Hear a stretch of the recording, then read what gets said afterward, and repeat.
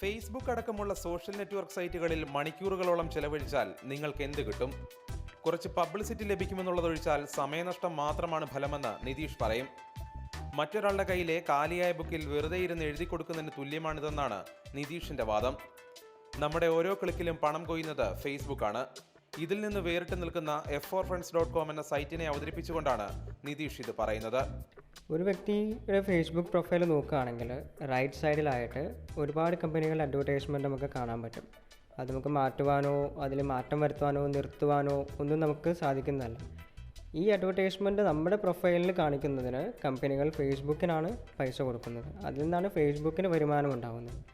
f4friends.comൽ ഒരു വ്യക്തിക്ക് സ്വന്തമായിട്ട് തന്നെ പരസ്യം ഇടുവാനും അതിൽ നിന്നുള്ള വരുമാനം അയാളുടെ ബാങ്ക് അക്കൗണ്ടിലേക്ക് തന്നെ ട്രാൻസ്ഫർ ആവുകയാണ് ചെയ്യുന്നത്.